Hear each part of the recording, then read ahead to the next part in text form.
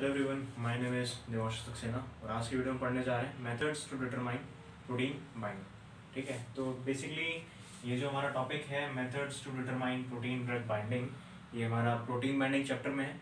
इससे हमें पता लगता है कि कितने एक्सटेंट में प्रोटीन और ड्रग की बाइंडिंग हो रही है, या फिर कितने अमाउंट में हो रही है, या फिर किस रेट से प्रोटीन ड्रग बाइंडिंग हो रही है, प्रोटीन का मॉलिक्यूल्स ड्रग मॉलिक्यूल्स के साथ में जब बाइंड करेंगे।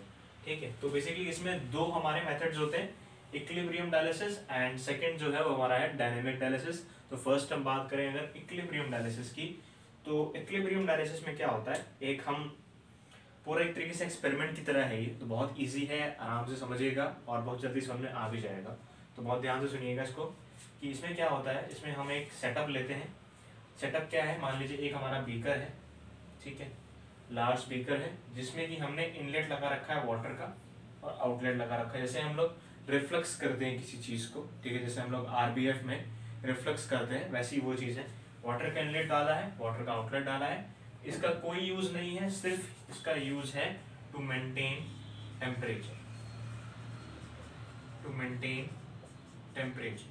Water inlet and water outlet का सिर्फ एक ही मकसद है यहाँ पे, टू मेंटेन टेम्परेचर। ठीक है, इसके अंदर क्या किया हमने, एक विसिकिंग सेल्यूलोज बैग या ट्यूब हमने वहाँ पे डाली हुई है। सेल्यूलोज ही क्यों यूज किया, सेल्यूलोज इसलिए यूज किया क्योंकि इसके अंदर सेमी परमिएबल मेम्ब्रेन होते हैं। क्या होते हैं, सेमी परमिएबल मेम्ब्रेन। ठीक, इस हमने बीकर के अंदर एक सेल्यूलोज का बैग डाला, जिसको हम पूरा नाम बोलते हैं विसिकिंग सेल्यूलोज ट्यूब या फिर बैग, ये वाला, ये, ठीक है, इसमें हम डाला। तो इसके अंदर हमने क्या कर रखा है, इसमें हमने प्रोटीन के सोल्यूशन को डाल रखा है। ठीक है, मतलब सीधी सी बात, अगर बाइंडिंग हमें करानी है तो एक तरफ हमारा ड्रग का सोल्यूशन होना चाहिए, दूसरी तरफ प्रोटीन का सोल्यूशन होना चाहिए। ठीक है, तो हमने इस बैग के अंदर प्रोटीन का सोल्यूशन लगा रखा, डाल दिया। ठीक है, फिर उसके बाहर जो हमारा बीकर में जो है उसमें हमने क्या डाल रखा है, ड्रग का सोल्यूशन, और जो हमारा प्रोटीन बैग है उसमें हमने प्रोटीन का सोल्यूशन डाल रखा है। ठीक, और हमने एक नीचे मैग्नेटिक स्टिरर डाल रखी है, जिससे क्या होगा, एक वो घूमेगी तो अंदर की जितने भी ड्रग के मॉलिक्यूल्स हैं वो क्या करेंगे, अंदर मूव करेंगे सेमी परमेबल मेम्ब्रेन के थ्रू, किसमें, सेल्यूलोज बैग में। ठीक है, तो ये तो पूरा सेटअप है, ये कंस्ट्रक्शन हो गई। ठीक, अगर अब हम प्रोसीजर की बात करें तो क्या है, प्रोसीजर ये है कि हमने क्या किया, दो चीजें ली, एक बीकर लिया और एक सेल्यूलोज बैग लिया। ठीक है, बैग में क्या है, प्रोटीन सोल्यूशन, और बीकर में क्या है, ड्रग सोल्यूशन। ठीक है, उसके बाद क्या किया, इस विस्किंग बैग को हमने किस में डिप कर दिया, बीकर में डिप कर दिया। ठीक, बीकर में हम लोगों ने उसको डिप कर दिया। उसके बाद क्या किया, उसके बाद हमने ये मैग्नेटिक स्टिरर लगा दिया, ऑन कर दिया। ऑन करने के बाद क्या होगा, ये जो ड्रग के मॉलिक्यूल्स जो हैं वो घूमेंगे, ये भी अंदर भी घूमेगा, लेकिन जो हमारा सेमी परमिएबल मेम्ब्रेन है उसके अंदर, सेमी परमिएबल मेम्ब्रेन कहाँ पे है, सेल्यूलोज में, इस बैग के अंदर।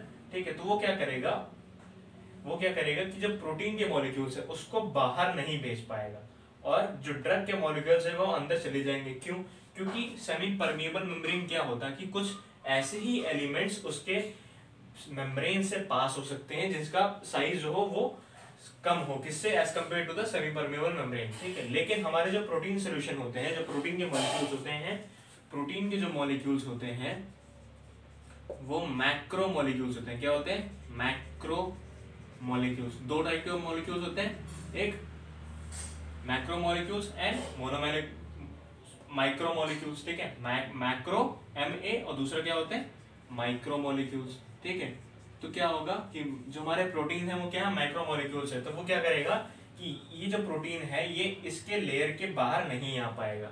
ठीक, क्योंकि उसका साइज बड़ा होता है। लेकिन जो हमारे ड्रग के जो पार्टिकल्स हैं, जो हमारे मॉलिक्यूल्स हैं, वो किसके अंदर, इसके अंदर जा सकते हैं, क्योंकि वो माइक्रो मॉलिक्यूल्स हैं। ठीक है, ये सेटअप पूरा 24 आवर्स के लिए लगा रहेगा। कितने आवर्स के लिए, 24 आवर्स के लिए लगा रहेगा। आफ्टर द 24 आवर्स क्या होगा, हमने एक यहाँ पे एक पिपेट टाइप का हमने लगा रखा है। क्या होगा, वहां से हम कुछ एट फिक्स टाइम इंटरवल पे हम जो है इस सोल्यूशन को बाहर की तरफ खींचेंगे। ठीक है, बाहर की तरफ खींचेंगे। ठीक, तो अगर कंसेंट्रेशन ऑफ तो अगर मैं मिटा के यहाँ पे लिख दूं, अगर हमने देखो क्या किया कि जब 24 आवर्स कंप्लीट हो गए तो हमने स्पेसिफिक इंटरवल ऑफ टाइम पे हमने क्या किया कि यहाँ से हमने थोड़ा सा सैंपल निकाला, सैंपल निकालने के बाद में एनालाइज किया। एनालाइज करने में अगर हमने पाया कि concentration of drug containing protein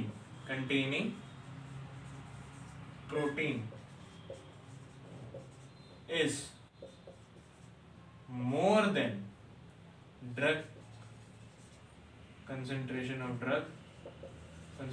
drug in outer vessel, तब क्या होगा कि वहां पे प्रोटीन बाइंडिंग हो गई है।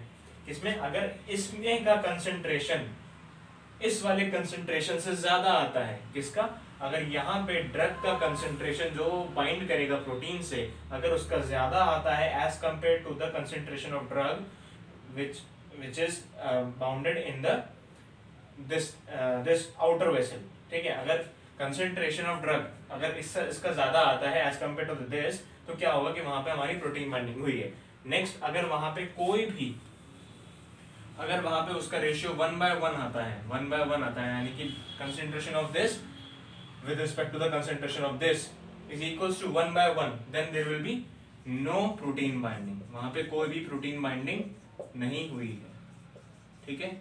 ये हमें वहां पे ध्यान रखना है, ठीक है। तो this is all about the equilibrium dialysis. क्या करना है, इसमें से हमने एक बीकर लिया, बीकर में वेसिकिंग सेल्यूलोज ट्यूब लिया, उसमें हमने प्रोटीन सोल्यूशन डाला, इसमें हम लोगों ने बाहर के वाले आउटलेट में हमने क्या किया, क्या नाम है, ड्रग सोल्यूशन डाला, मैग्नेटिक स्टिरर चलाया, 24 घंटे तक चलाया। उसके बाद में फिर स्पेसिफिक टाइम इंटरवल्स पे हम लोगों ने यहाँ से इस सोल्यूशन को हमने स्टक किया, फिर वहां पे उसको एनालाइज किया कि वहां पे प्रोटीन बाइंडिंग हुई है कि नहीं। अगर कंसंट्रेशन ऑफ पीडी ज्यादा है as compare to this solution, then क्या कहेंगे कि वहां पे प्रोटीन बाइंडिंग हुई है, ठीक है। बस यही है और कुछ नहीं है इक्विलिब्रियम डायलिसिस में, ठीक है। अब मूव करते हैं हम लोग डायनेमिक डायलिसिस में। अब हम बात करने वाले हैं डायनेमिक डायलिसिस की, ठीक है। इसका प्रोसीजर तो थोड़ा बहुत डिफर करेगा, लेकिन इसका जो कंस्ट्रक्शन है ऑलमोस्ट सिमिलर है with respect to the equilibrium dialysis. बस चेंज क्या है इसकी कंटेंट में, जो विसिकिंग हमारा जो सेल्यूलोज ट्यूब है, जो विसिकिंग सेल्यूलोज ट्यूब है उसके कंटेंट में, और ये जो हमारा बीकर है उसके कंटेंट में थोड़ा चेंज है। तो इस क्या है कि यहाँ पे जो हमारा सेल्यूलोज ट्यूब है, ये 7 ml आपको जहां दिख रहा है, ये जो विसिकिंग ट्यूब है हमारा, इसमें हमने क्या डाल रखा है, protein as well as drug solution. वहां पे क्या था, प्रोटीन अलग ड्रग सोल्यूशन अलग, लेकिन यहाँ क्या था, प्रोटीन एंड ड्रग सोल्यूशन हमने एक साथ रखा हुआ है एंड बफर सोल्यूशन हमने अलग रखा हुआ है। अब बफर सोल्यूशन की यूज किया, बफर सोल्यूशन मैं आपको बताऊंगा मैंने किस लिए यूज किया है। यहाँ पे जो हमारा एक्सपेरिमेंटल कंडीशन है उसके हिसाब से जो क्यों यूज किया गया है वो भी प्रोसीजर में आपको बताऊंगा, ठीक है। प्लस और कुछ नहीं है, मैग्नेटिक स्टिरर यहाँ पे लगा हुआ है, वाटर इनलेट वाटर आउटलेट पहले बताया, for the maintenance of temperature, to maintain temperature, to maintain temperature, ठीक है। और कोई मतलब नहीं है वाटर इनलेट वाटर आउटलेट का। बस यहाँ पे सैंपल विड्रॉल जो था पिछली बार कहाँ लगा हुआ था, सेल्यूलोज ट्यूब के अंदर लगा हुआ था, लेकिन अब क्या है, बस बीकर में लगा हुआ है और कोई चेंज नहीं है इसके कंस्ट्रक्शन में, ठीक है। दूसरी चीज प्रोसीजर की बात करें, प्रोसीजर में वही Visking cellulose tube, protein and drug solution डाल दिया, ओनली कितना 7 ml, ओनली बस 7 ml, ठीक है। 7 से 30 ml के बीच में होता है बेसिकली इसकी क्वांटिटी, हम 7 ml इसको यूज कर रहे हैं। देन मैग्नेटिक स्टिरर ऑन किया, यहाँ पे बफर सोल्यूशन ऑन किया। पहली बात तो ये कि विसिकिंग सेल्यूलोज ट्यूब इसलिए यूज किया है क्योंकि यहाँ पे इसका सेमी परमिएबल मेम्ब्रेन है, क्या है, सेमी परमिएबल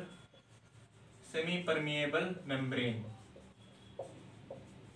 ठीक, सेमी परमिएबल मेम्ब्रेन। अब क्या है, मैग्नेटिक स्टिरर चलेगा तो बफर सोल्यूशन घूमेगा, अंदर क्या होगा, ड्रग एंड प्रोटीन सोल्यूशन वो भी घूमेगा, साथ बाय साथ उसके साथ क्या होगी, इन दोनों की बाइंडिंग हो जाएगी, क्या हो जाएगी, बाइंडिंग हो जाएगी, क्या हो जाएगी, binding, drug solution and protein solution. Drug के मॉलिक्यूल्स होंगे और प्रोटीन के मॉलिक्यूल्स होंगे, एक दूसरे से मिल जाएंगे तो वहां पे क्या हो जाएगी, बाइंडिंग हो जाएगी। बट एक चीज और होगी कि क्या होगा कि ड्रग जो सोल्यूशन होगा, ड्रग सोल्यूशन में कुछ अनबाउंडेड ड्रग्स भी रह जाएंगे, क्या हो जाएंगे, अनबाउंडेड ड्रग, यानी कि फ्री ड्रग भी कहते हैं इसको। फ्री ड्रग मतलब फ्री ड्रग के मॉलिक्यूल जिसके साथ में उसकी बाइंडिंग नहीं हुई है, ऐसे ड्रग के मॉलिक्यूल जिसकी प्रोटीन बाइंडिंग नहीं हुई है, जिसके साथ में प्रोटीन नहीं मिला है, तो वो क्या करेंगे, कुछ समय बाद में जो अनबाउंडेड ड्रग है वो क्या करेगी, यहाँ जो अनबाउंडेड ड्रग है जिसको हम बोलते हैं DF, वो क्या करेगा, बाहर आ जाएगा। क्या करेगा, बाहर आ जाएगा। ठीक है, तो ये प्रोसीजर तब तक चलेगा जब तक इक्विलिब्रियम स्टेट अटेन ना हो जाए, इक्विलिब्रियम स्टेट अटेन ना हो जाए, तब तक ये चलता रहेगा प्रोसीजर। ठीक है, उसके बाद क्या होगा कि जो हमारा सैंपल विड्रॉल है, ठीक, उससे हम चेक करेंगे यहाँ पे कि कितनी हमारी ड्रग जो है यहाँ पे आई। ठीक, तो पूरा बेसिकली मैकेनिज्म जो है वो एक प्रिंसिपल पे काम करेगा, सिर्फ एक प्रिंसिपल पे। ठीक है, और वो जो प्रिंसिपल है ये है कि एक चीज, प्रिंसिपल इसका ये जो हम लोगों ने जो काम किया है भैया, उसका यूज क्या है, किस बेसिस पे हम काम कर रहे हैं, उस बेसिस का नाम है ये है कि rate of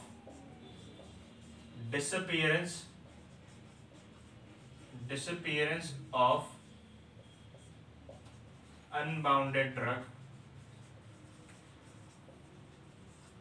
is directly proportional to the concentration of unbounded drug in outer vessel। ठीक है, बेसिकली इसका फॉर्मूला जो होता है वो होता है d/dt upon dt is equals to k upon df। ठीक, क्या चीज है कि जो हमारा टोटल ड्रग है, टोटल ड्रग मींस क्या, protein solution and drug solution bind कर देगा तो PD बना लेगा बाउंडेड ड्रग। उसके बाद में हमारी फ्री ड्रग है वो जो निकल के हमारी बाहर यहाँ पे आ गई, जो यहाँ पे आ गई उससे कंसेंट्रेशन के बराबर रहेगा। मीन्स ये कि जितनी ड्रग वहां से निकल के यहाँ आ गई उसी का कंसेंट्रेशन यहाँ पे, तो इससे हमें पता लग जाएगा कि कितनी कितनी ड्रग जो है वो बाउंड रही है, कितनी ज्यादा ड्रग जो है वो बाइंड हुई है, किससे, प्रोटीन से। तो इट मीन्स क्या रहेगा, कंक्लूसिवली मैं बता रहा हूं कि जो ड्रग हमारी जो अनबाउंडेड है वो यहाँ आ जाएगी सारी, और जो बाउंडेड ड्रग है वो कॉम्प्लेक्स बना करके बाइंडिंग होकर के यहाँ पे फॉर्म हो जाएगी इतने एरिया में, जितना भी ये हमारा जो विसिकिंग सेल्यूलोज ट्यूब है। और कितनी एक्सटेंट में होगी वो हम कितना इस फॉर्मूले से पता लगा लेंगे, इस फॉर्मूले से पता लगा लेंगे। और क्या करेंगे, ये जो हमारा सैंपल विड्रॉल है, ये जो पाइप लगा हुआ है, इसको हम 5-5, 10-10 मिनट पे चेक करते रहेंगे for the analysis point of view. ठीक, और इसकी एक दो हमारी मेरिट्स भी हैं जो कि इक्विलिब्रियम डायलिसिस के ऊपर आती हैं, जिसको हम कहते हैं कि इसका जो हमारा सोल्यूशन है, सोल्यूशन है किसका, प्रोटीन और ड्रग सोल्यूशन का, वो यहाँ पे कम यूज हो रहा है। ठीक है, the less amount of solution is required. ठीक है, और स्टेडी स्टेट भी या फिर equilibrium state, quick equilibrium state attain, quick equilibrium state attain यहाँ पे हो जाएगी। ठीक है, क्या है, दो यहाँ पे इसके मेन एडवांटेजेस हैं, किसके ऊपर बेस्ड, जो डायनेमिक डायलिसिस है उसका 2 एडवांटेजेस है इक्विलिब्रियम डायलिसिस पे। ठीक है, कि ऐसा क्या है कि जो डायनेमिक डायलिसिस है वो ज्यादा काम में आजकल आता है। क्यों, क्योंकि जो अमाउंट हम यूज कर रहे हैं यहाँ पे सॉल्यूशंस का वो यहाँ पे कम होता है। दूसरी चीज की जो इक्विलिब्रियम स्टेट है, ठीक है, वो भी जल्दी की जल्दी वहाँ पे अटेन हो जाता है। ठीक है, तो that's all about the dynamic dialysis. ठीक है, 2 हम लोगों ने डायलिसिस यहाँ पे देखे, equilibrium dialysis and dynamic dialysis. ठीक, होप कि आपको समझ में आया होगा। नहीं आया तो आप फिर आप कमेंट सेक्शन में पूछ सकते हैं, जहां भी आपको नहीं आया। ठीक है, मैं ट्राई करूंगा पूरा आपको बताने के लिए। ठीक है, तो thank you so much for the video, hope you like it, hope you understand well, and please do share and subscribe the channel. Thank you so much.